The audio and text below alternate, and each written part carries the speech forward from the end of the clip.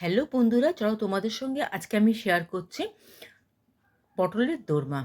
পটলের দোরমা আমি শেয়ার করছি চিংড়ি মাছ দিয়ে। পটলের দোরমা অনেক কিছু দিয়েই হয়, তো আজকে আমি তোমাদের সঙ্গে চিংড়ি মাছ দিয়ে শেয়ার করছি, ঠিক আছে?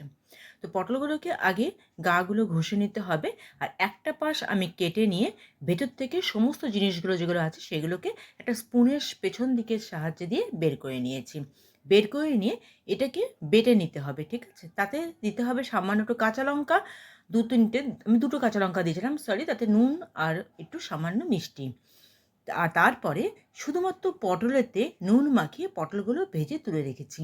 কেন কি পটলটা আগে আমি ভেজে নিই, কারণ কি তাহলে পুর ঢুকিয়ে ভাজে অনেকেই, তাতে মশলা বেরিয়ে যাওয়ার একটা টেনশান থাকে।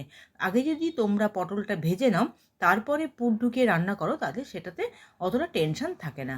আমার মা আরেকটা জিনিসও করতেন, যে পটলে একটা সাইড যে কেটে রাখা হয়েছিল, যে পুর ঢোকানোর পর সেটাকে উল্টো দিক করে ঢুকিয়ে নিয়ে একটা টুথপিক দিয়ে আটকে দিতেন উনি, তাহলে টেনশন থাকতো না। তো আমি একটা অন্যভাবে করছি, তোমরা সেটা দিয়ে করতে পারো, ঠিক আছে? তাতে একটা সেই যে বেটে রাখলাম জিনিসটা, তো সেটাকে একটুখানি কষতে হবে, নাহলে তো পুরটা তৈরি হবে কী করে।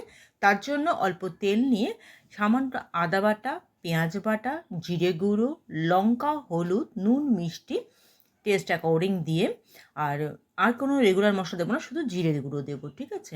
জিরে গুঁড়ো আর লঙ্কা গুঁড়ো দিয়ে, আর চিংড়ি মাছগুলো যে ভেজে রেখেছিলাম নুন হলুদ মাখিয়ে, তো ওটাকেও দিয়ে পরে কষতে হবে।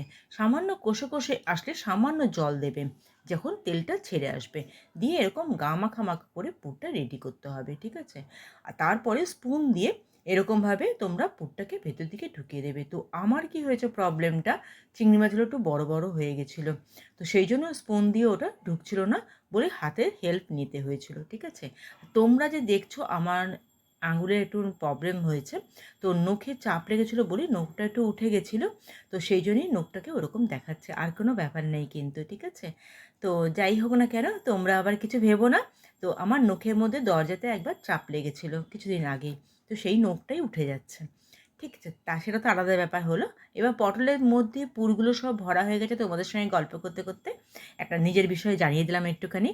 তো তারপরে পটলগুলোকে রেডি হয়ে গেল, এবার তো গ্রেভি করতে হবে। গ্রেভির জন্য নিয়ে নিলাম, আমি যে ছখানা পটল করেছি তার জন্য 1.5 খানা পেঁয়াজ নিয়েছি, আর একটুখানি আদা নিয়েছি, 1 কর মতন।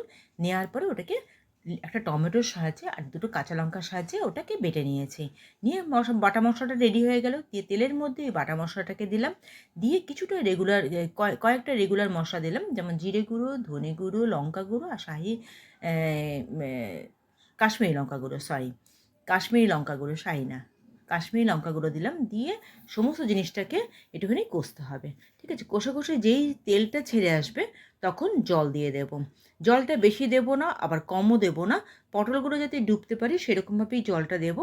এবার ঝোলটা যেই ফুটে উঠলো তাতে নুন দেবো একটুখানি, মিষ্টিটা এখন দেবো না।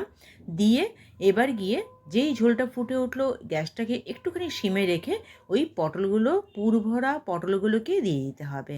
দিয়ে গ্যাস কিন্তু আমি অন করব না, ঠিক আছে? সিমে রেখেই আমি পটলগুলোকে একটুখানি ফুটিয়ে নেব, ঠিক আছে? তাতে কিন্তু হলুদ তো অবশ্যই দেবে, নুন, আবার বলছি আমি, হলুদ দেবে, লঙ্কা দেবে আর কাশ্মীরি লঙ্কা গুঁড়ো দেবে, ঠিক আছে? হয়ে গেল ওটা। যেই ঝোলটা শুকিয়ে আসবে তখন ওতে ঘি দেবে আর গরম মশলা দিয়ে শুকনো শুকনো করে নিয়ে ওটাকে সার্ভ করতে হবে। আমার রেডি পটলের দোরমা। চলো টাটা।